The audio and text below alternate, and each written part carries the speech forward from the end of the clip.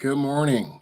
Good morning. This is Driving with Myles. I'm a state certified driving instructor. I teach teens and adults. I've been doing driver's ed about 21 years. I've been doing tutorials that discuss the driving elements, preparing you for your test. Who needs this? If you have less than 10 years of experience, you need this tutorial. It's all about getting better. Okay, let's get right into it. Let's not even waste time. Remember, at the end, if you haven't subscribed, you need to subscribe. If you have questions, type them in. Give me a thumbs up as this content goes on. This will be a quick one. So let's talk about stops for a minute. You need to make a complete full stop behind the stop line. The stop line is that big, thick white line. The front end of your car does not need to pass that. If the front end of your car passes that, that is a deduction on your driving evaluation. In some states, it's 15. Some states, it's 13. The location where I'm from is 25. If you have 25 or less, you will pass. So those small things do add up. Do not make a unnecessary stop. A lot of beginning drivers just tap the brakes, tap the brakes, tap the brakes, tap the brakes. If you've ever been behind a student driver, literally that brake light is on almost every second. This past summer, myself and another driving partner, we drove around with students, and it was a good experience for both of us to be behind a student driver, to understand how student drivers drive. You may say, well, how do they drive? They make really wide turns. They go into the turn too fast. They don't use the blinker. They make really sharp or jerky turns. Their decision-making process is really slow. So those are some of the elements being behind a student driver. Make smooth, safe stops. You have to make a smooth, safe stop completely. You don't want to slam the brake, or you don't want to stop too late. Beginning drivers do both because they haven't developed timing on when to apply the brakes, when to let off the brakes, or when to use full pressure. So it's really educational. Stops with adequate space in front of you. The only space you can control is the space in front of you. You can't control the space behind you. So what I need you to think of is always have space in front of you. If you've been digesting my tutorials and looking at them, you see that I talk about space, having space in front of you, having space behind you. You always have to check that mirror, your inside mirror, every 12 to 15 seconds. Your goal as a driver is to be safe. No one wants to have an accident. Let's talk about lane usage. Begin in and turn in the correct lane. A lot of beginning drivers turn in the wrong lane because they haven't been taught. On your DMV test or road test, you have to turn in the correct lane. If you don't turn in the correct lane, you will get a deduction. Let's pretend we're making a right turn. You want to turn in the nearest lane by the curb. If you turn in the second lane, meaning the left lane, and someone's making a left, we are at fault. So it's consistency, it's practice. You can't just jump in the car, go to the DMV test or road test. I mean, you could, but you have to practice consistency in your turns, turning in the nearest lane. Let's pretend we're making a left-hand turn. You come up, you stop behind that stop line. When it's clear, you've yielded to traffic, you make that left turn, turning hand over hand in the nearest lane that is by the double yellow. But driving with Myles, what if I'm in a double left turn, a triple left turn? There are places around the United States and around the world that have multiple lanes. Whatever lane you start in, that's the lane you finish in, okay? Or that's a driving error. Do not cut turns too short. A lot of beginning drivers cut the turn too short, meaning you turn real sharp and fast and you're going to go right over the curb. You do not want to cut your turn short. You want to be smooth. You want to be consistent. If you cut it short, you're going to go over the curb. You could maybe sideswipe a telephone pole, sideswipe the curb. So timing, you want to turn when the front end of the car is even with the curb and turn gently, hand over hand. I always emphasize that. I'll do a tutorial on that. Do not make wide turns. It's always the opposite. A lot of beginning drivers make really wide turns, turning in the wrong lane. Remember, start The lane you start in is the lane you finish in. And that is consistency. That's when you have that good relationship with your DV tester, your road tester, your level one, level two instructor.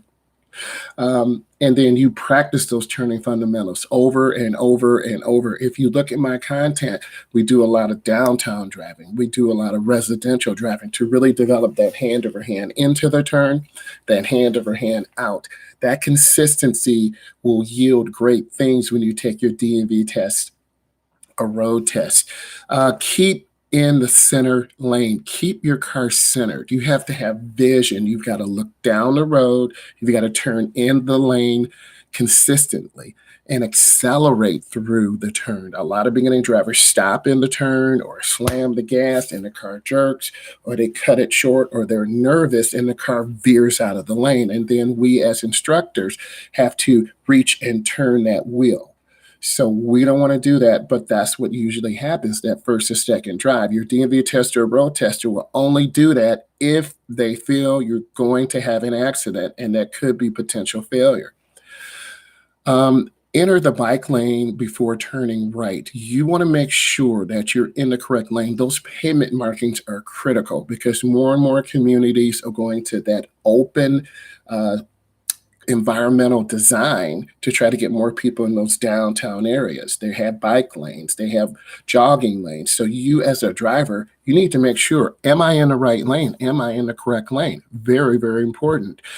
Use two-way left turn lanes appropriately. Stay in your appropriate lane, look where you are, scan, make sure the intersection is clear, make sure there are no pedestrians, bikers, joggers, people turning at the last second. Intersections are the most dangerous place. For right turns, use the rightmost part of the lane. That's that nearest lane. For the left turn, use the nearest most left part of the lane, unless otherwise instructed. Let's talk about lane changing. Use proper turn signal prior to lane changes. You've seen where I consistently mirror turn signal blind spot. You have to consistently check your blind spot, turn on that blinker, check your mirror, look over your shoulder, check that blind spot, and accelerate through the turn. And then once you're in that lane, you've got to cancel that blinker. If you don't, that's a deduction. If you don't look over your shoulder and check the blind spot, that's a deduction. So you can see where you're going to pick up driving error or deductions really easily if you're not consistently practicing those things with your family, with your older brother or sister, with someone you know and trust if you have a little bit of anxiety. And I will talk about that. Let's also talk about canceling that turn signal. You have to cancel your turn signal because it's going to confuse other drivers. And you have to do that consistently. Most times, blinkers have that click, click sound, and you'll hear it, but some don't. Make lane changes at appropriate speed. A lot of beginning drivers, I talked about timing. They go too slow, and then the maneuver's very slow. Cars are traveling at 35, 45, 25, and my student driver's at 10. Right? Or they're going too fast. So that's all timing. That's practice. So this is why we scale back the teaching. The first drive is in the parking lot, then a residential area, then a downtown area, then on the main roads. It's a gradual process. We can't just throw you out there. Look over appropriate shoulder prior to making lane changes. I can't tell you how many student drivers have looked over their wrong shoulder. If we're making a lane change to the left, and this is my left, you look over your left shoulder. You making a lane change to the right, this is my right, you look over your right shoulder. But what happens? You're nervous, you're tense, and you turn the wheel. So you got to learn to relax and, do those head checks, have that chin to the shoulder, do those head checks. And once you do that consistently, you will feel more comfortable, right? That is really important. Making lane changes at appropriate speed. That is one thing that I discussed. If the speed limit is 35, you've got to drive, 33, 34. Make those lane changes at appropriate speed. That is really important that you have consistency when you make those lane changes. I evaluate my students on how consistent they are. We make 10 to 15 lane changes. A lesson is an hour. I'm looking for consistent lane changes. Are you turning in your blinker? Are you checking your mirror? Are you checking your blind spot? Consistency. I want to prep you and get you ready for that DMV test, whether it's 1 year away, 6 months away, a year and a half away. We've had a lot of students request me for DMV prep, road test prep. So those things are really important where you have that DMV test prep to help prepare you for that road test. Okay.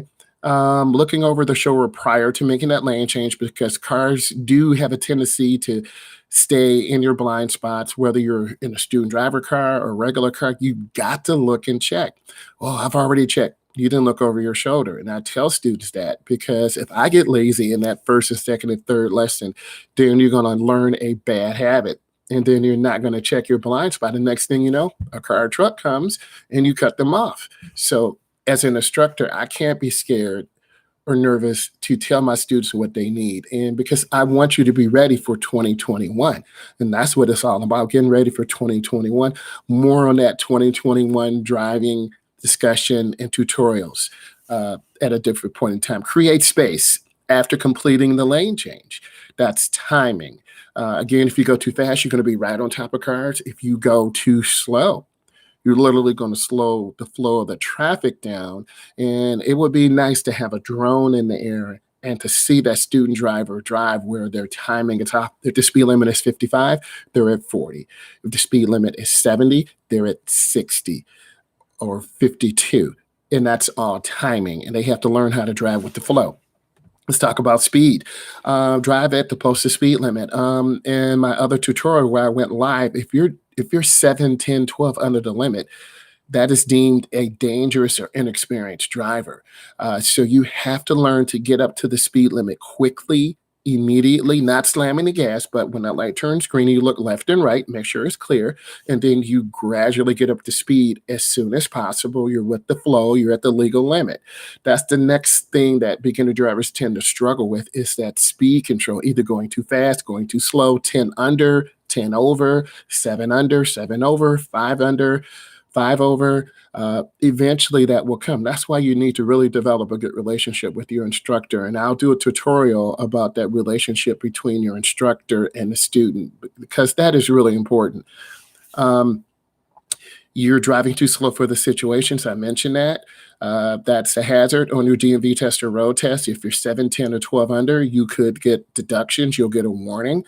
If you're 7 to 10 over or under, it goes both ways. Both are dangerous. So driving too fast for the situations, you're in a downtown area, you're in a residential area. Next, vehicle control. We're almost done here, guys. Vehicle control. Steering smoothly. You want to go into that turn nice and smooth, and then turn out hand over hand. If you just turn short, you might go wide to the left or short and go over the curb. Every turn is different. Some turns require a half turn. Some turns require a full hand over hand turn. If you've seen my content, I take students in areas that are really small, really tight 90-degree turns where you've got to turn hand over hand. If not, you're going to lose control of the car. I want to see my student demonstrate that. Use the turn signal when pulling from the curb or merging. Really important. Those high-level students, that top 5%, top 3%, they use that blinker when you come from a curved position. You're merging. Those small things will get you to that elite status in driving. And that's where I want all of you for 2021. You are my next generation drivers. Keep adequate space cushion between vehicles. Good drivers have good spacing to be a defensive driver. Some people may stop suddenly. Other people may turn suddenly. And if you have space, that's your space cushion. Apply brakes smoothly. If someone does accidentally cut us off, if you hit those brakes too hard, you're going to get rear-ended. So you want to have smooth braking. Do not understeer. If you understeer, you're cutting that turn short. If you oversteer, you're going to, the front's going to cut in real tight. The rear's going to spin out. And in the wintertime, I've had students do that too. More on that later. Let's talk about yielding. Really important. A lot of beginning drivers struggle with this on their DMV test or road test. Yielding the right of way without causing confusion. I take students to malls who drive around the circle drive. There are yield signs, stop signs. We know people don't stop there. They're thinking about shopping instead of stopping or yielding. So I teach my students to first look at those pavement markings, look at the driver, look at the sign, analyze the situation. We're going to follow those rules, the rules of the right of way, and that teaches you and prepares you for your DMV test or road test. Yielding to oncoming traffic when appropriate. You have to remember, here's one tip: two cars coming together at the intersection at the same time, the car to the right, in this case, this is my right, they have the right of way. The right of way can be given. So let's review. I'm a state certified instructor. I teach teens and adults. This has been Driving with the Miles. I need you to subscribe. I need you to like. I need you to give it a thumbs up. I'm going to go also live later today and talk about some other content that's driving related. I just want to say thank you. The support has been phenomenal, and all of you have been awesome. God bless you. Thank you for everything you done. Please subscribe to my channel, Driving with the Miles.